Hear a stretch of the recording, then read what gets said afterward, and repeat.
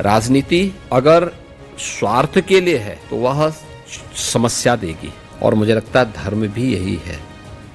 धर्म जब स्वार्थ के लिए होता है, आत्मकल्याण के लिए होता है, तो वह नई नई चुनौतियां देगा, नई नई समस्याएं देगा। और जब परमार्थ के लिए व्यक्ति अपने आप को होम करता है, अपने आप को समर्पित करता है, तो नए नए रास्ते सुझाएगा, वो प्रगति के नए रास्ते सुझाएगा। देखिए, हम लोग धर्म के पक्ष को उसे हम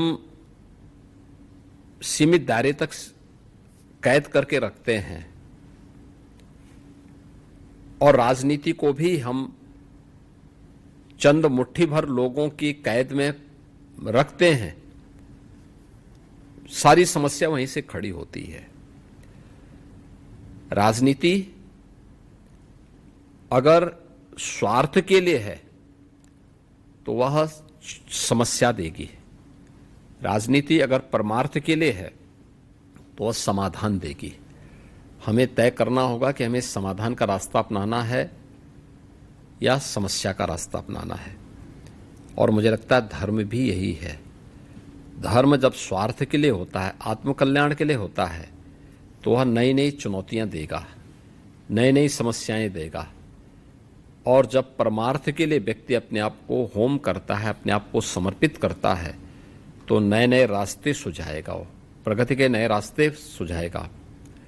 भारत की परंपरा में भारतीय मनीषा ने धर्म को स्वार्थ के साथ नहीं जोड़ा है। उसके दो हेतु बताए हैं कि सांसारिक जीवन में उत्कर्ष का मार्ग प्रशस्त करना, विकास के मार्ग को प्राथमिकता देना, और ये लौकिक जीवन में और पारलौकिक जीवन के लिए मोक्ष की परिकल्पना को साकार करने की दिशा में आगे बढ़ना। तो यहाँ तो दोनों का उद्देश्य ही सेवा का है। तो सेवा भाव के साथ आगे बढ़ना, मुझे लगता है वह एक राजनीति एक प्लेटफॉर्म है, और उस सेवा भाव को आगे बढ़ाने के एक प्लेटफॉर्म के रूप में उसका उपयोग किया जा रहा है। और मुझे लगता है कि उसके परिणाम जब भी निष्काम कर्म की भगवान श्री कृष्ण की कर्मण्येवाधिकारस्ते मा फलेषु कदाचन के भाव से होगा, तो उसके परिणाम भी अच्छे आएंगे। मैं इसमें थोड़ा सा आपसे बहस करना चाहता हूँ। हर मनुष्य का एक प्राथमिक भूमिका होती है। आप अभी सीएम की चेयर में बैठे हुए हैं, सीएम की कुर्सी में बैठे हुए हैं, तो आप राजनीति संभालते हैं, गवर्नेंस संभालते हैं। लेकिन जब आप हट के अपने आप को देखते हैं तो आपको लगता है कि आप धार्मिक व्यक्ति ज़्यादा हैं। आपकी प्राथमिक भूमिका क्या है? मैं एक नागरिक के रूप में काम करता हूँ, अपने को विशिष्ट नहीं मानता, और एक नागरिक के रूप में पहले मैं एक नागरिक हूँ। एक नागरिक के रूप में अपने संवैधानिक दायित्वों का पालन करते हुए मेरे लिए देश सर्वोपरि है, और देश अगर मेरा सुरक्षित है तो मेरा धर्म भी सुरक्षित है। धर्म सुरक्षित है तो कल्याण का मार्ग अपने आप प्रशस्त होता है। आप 8 साल पूरे कर चुके हैं यूपी के सीएम के तौर पे। सबसे लंबा समय किसी सीएम ने बिताया है। तो इन 8 सालों में आपकी सबसे बड़ी उपलब्धियां क्या? आप 3 अगर गिनेंगे तो आप क्या कहेंगे? देखिए,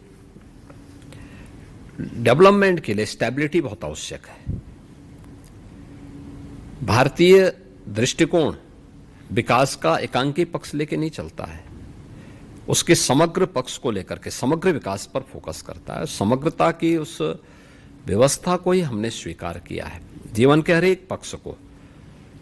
और ये सौभाग्य है कि ऐसे कालखंड में हमें उत्तर प्रदेश की बागडोर को देखने और समझने का अवसर प्राप्त हुआ है, जब इस देश की लीडरशिप, इस देश का नेतृत्व दुनिया के सबसे लोकप्रिय राजनेता और देश के यशस्वी प्रधानमंत्री श्री नरेंद्र मोदी जी के हाथों में है। उनका मार्गदर्शन और उनका नेतृत्व हमें उत्तर प्रदेश के अंदर उत्तर प्रदेश को एक नई पहचान दिलाने में सफल हुआ है। यही प्रदेश था जिसके सामने 8 वर्ष पहले पहचान का संकट था। आज वो पहचान के संकट से उभरा है, और उत्तर प्रदेश के नाम पर हर व्यक्ति गौरव की अनुभूति करता है। उत्तर प्रदेश कानून व्यवस्था के क्षेत्र में बेहतर दिशा में आगे बढ़ा। आज आप देख रहे होंगे, आज ईद है, कितने शांतिपूर्ण तरीके से पर्व मनाया जा रहा है। कोई पर्व और त्यौहार है शांतिपूर्ण तरीके से, ये पर्व और त्यौहार उत्साह और उमंग के होते हैं। 17 के पहले क्या था, कोई पर्व और त्यौहार आता था, लोगों में आशंका आने लगती थी, पता नहीं इस बार क्या हो जाए। लेकिन ये आशंकाएं बंद होनी चाहिए, पर्व और त्यौहार उत्साह के साथ मनाए जाएं। इसको लेकर के हर सरकार को इसे अपने प्राथमिकता को में लेना चाहिए। दुर्भाग्य पिछली सरकारें नहीं ले पाई, हमने लिया। परिणाम क्या है, उत्तर प्रदेश का हर नागरिक आज अपनी प्राथमिकता तय किया है, डेवलपमेंट को, वेलफेयर को,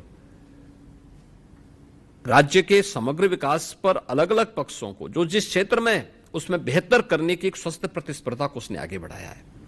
और हर एक क्षेत्र में, क्या कृषि के क्षेत्र में, क्या अर्थव्यवस्था के क्षेत्र में, क्या युवाओं में एक स्वस्थ प्रतिस्पर्धा आगे बढ़ने को लेकर के हुई है, क्या महिलाओं के सशक्तिकरण के क्षेत्र में हुआ है, क्या एमएसएमई के क्षेत्र में, या अलग अलग सेक्टर में, ग्रामीण अर्थव्यवस्था हो, शहरीकरण का मामला हो, हर एक क्षेत्र में उत्तर प्रदेश ने नए गोल अचीव किए हैं और अच्छी दिशा में आगे बढ़ा है। और मेरा मानना है कि आप देखेंगे तो आज उत्तर प्रदेश सेंट्रल गवर्नमेंट से जुड़ी हुई लगभग 3 दर्जन ऐसी स्कीम, जिसमें 17 के पहले उत्तर प्रदेश सबसे फिसड्डी माना जाता था, आज वह नंबर 1 पर है, या टॉप 3 के अंदर वह यूपी आज के दिन पर उनमें है।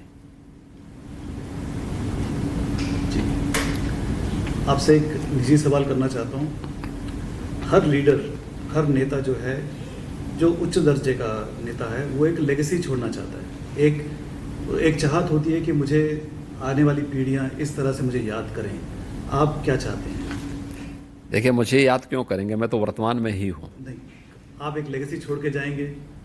देखिए, 100 साल के बाद हमें नाम नहीं, हमारे जो काम होंगे ये आने वाली पीढ़ी के लिए स्मरणीय होंगे। हर अच्छे कार्य का विरोध होता है, वैसे ही वक्फ संशोधन विधेयक पर भी ये हो हल्ला हो रहा है। लेकिन मैं कहता हूं, जो हो हल्ला कर रहे हैं, इनसे पूछना चाहता हूं कि इन्होंने कोई ऐसा काम वक्फ बोर्ड के माध्यम से किया हो जो वेलफेयर का हो। छोड़िए, सब समाज की बात छोड़िए, मुस्लिम समाज का ही कोई कल्याण किया हो उस प्रॉपर्टी का।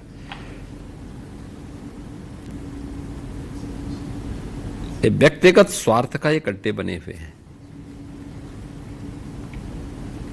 चंद लोगों के लिए लूट खसोट के अड्डे बने हुए हैं।